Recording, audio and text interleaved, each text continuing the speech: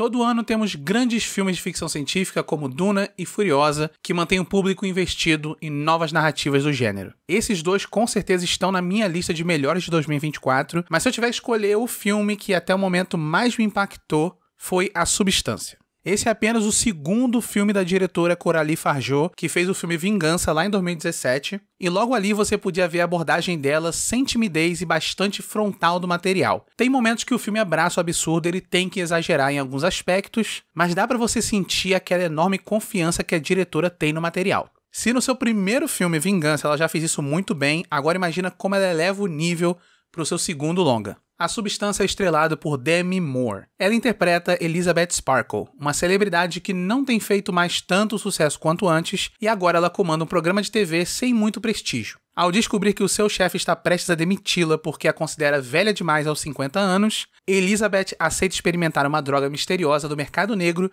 chamada Substância. E essa droga é capaz de replicar as células de uma pessoa e criar uma nova versão mais jovem do usuário. Assim a gente conhece a Sue, interpretada pela Margaret Qualley, que rapidamente conquista o sucesso que a Elizabeth tinha no começo da carreira. Porém, embora a substância funcione, ela também exige que as suas regras sejam seguidas à risca. E tudo que foi conquistado por conta dela também pode ser perdido se o equilíbrio não for mantido. Poucos filmes se entendem com a premissa, temas, personagens e referências quanto esse. As narrativas de horror corporal, quando são bem utilizadas, podem ser uma ferramenta muito inteligente de crítica. E a abordagem de Substância é um alívio porque não está seguindo aquela moda, como vários outros filmes onde eles escondem a mensagem por baixo de 500 camadas de metáfora repetitiva. Aqui não tem lugar para sutileza. O filme provoca mesmo e ele não gosta de perder tempo. É quase um manifesto pelo cinema de ação imediata. Logo de início fica clara ali a crítica do filme à indústria da beleza e como essa ideologia da perfeição corporal se propaga através da indústria do entretenimento. Aqui representando um dos maiores problemas de Hollywood, que é esse etarismo ridículo deles, onde uma mulher chega aos 30 anos e ela só pode fazer agora papel de mãe, ela fica limitada a certos papéis específicos por conta da idade dela. E como a premissa nos lembra, a situação é ainda pior para mulheres acima de 50 anos, porque ou elas não são protagonistas ou sequer têm um papel importante da trama. Se a gente pegar o filme Crepúsculo dos Deuses de referência, por exemplo, a gente tinha a incrível Norma Desmond representando os ícones dessa Hollywood, que antes via sucesso na beleza e talento das jovens atrizes, mas assim que elas ficam um pouco mais velhas, elas são completamente negligenciadas pela indústria que elas ajudaram a construir. You're Norma Desmond. Used to be in silent pictures, used to be big. I am big. It's the pictures that got small.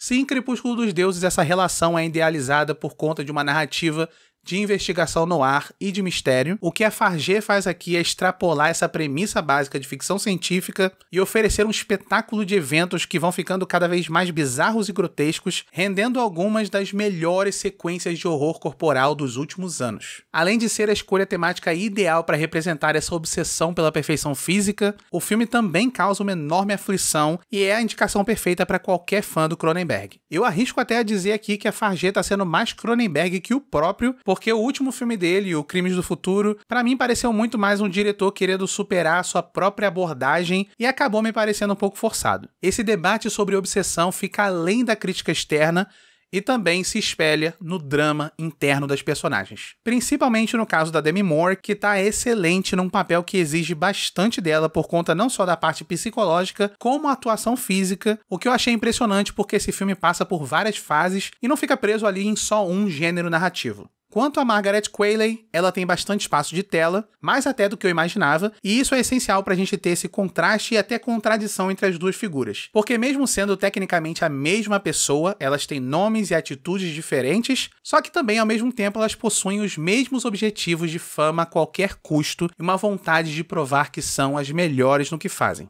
Assim como acontece com a Demi Moore, ela também tem o corpo muito explorado aqui, e a câmera vive passando por ela, mantendo essa temática de obsessão e fascínio, representando muito ali a perspectiva dos homens no estúdio que estão despindo a atriz só com o olhar. E isso é o que faz com que a introdução de um outro personagem, interpretado pelo Dennis Quaid, seja uma decisão muito certeira. Ele faz aqui o produtor sexista que demitiu a Elizabeth e agora comanda a carreira da Sue. O engraçado é que ele não tem qualquer noção e nem se passa pela cabeça dele de que as duas podem ter qualquer tipo de relação. ele entra no filme e abraça a proposta de acentuar a atuação dele, então ele se destaca muito como esse personagem que é basicamente uma representação hiperbólica do machismo da indústria e também de homens que tratam mulheres como um objeto a ser comercializado. Ele tá sempre falando besteira, não tem filtro nenhum, vive berrando nos corredores, repete frases de efeito, anda com outros executivos velhos e brancos. Ele é um estereótipo super óbvio, mas ao mesmo tempo hilário sobre esse executivo hollywoodiano. E mesmo que essa premissa da substância e das células separadas nos corpos tenha muito mais a ver com ficção científica,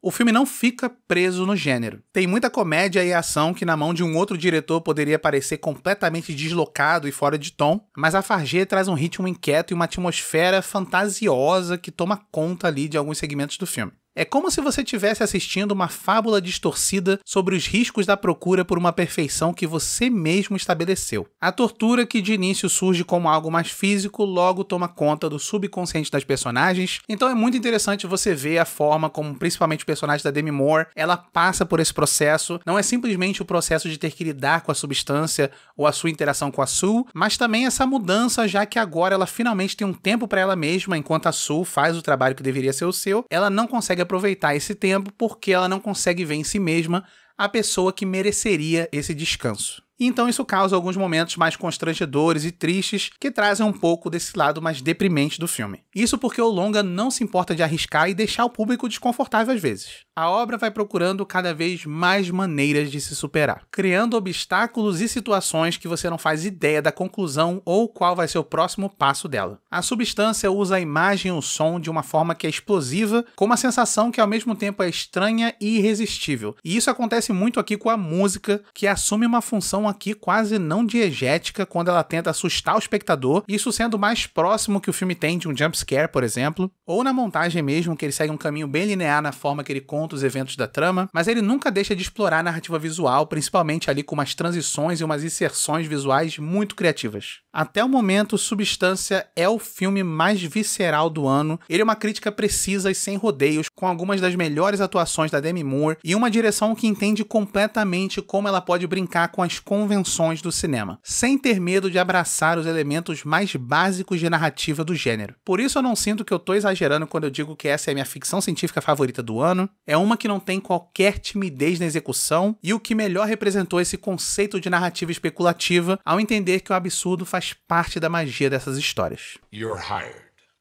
Let's go. E é isso. Diz aí nos comentários o que você achou de A Substância. Esse mês tá cheio de lançamentos, já teve crítica aqui de feios. Vai ter, talvez já tenha saído crítica de O Robô Selvagem também. Então se você gosta de ficção científica, não só de críticas, mas também de análise e até notícias da semana, siga o Primeiro Contato nas redes sociais, porque todos os dias tem notícia, crítica ou alguma coisa nova lá. E é isso. Até a próxima. Tchau.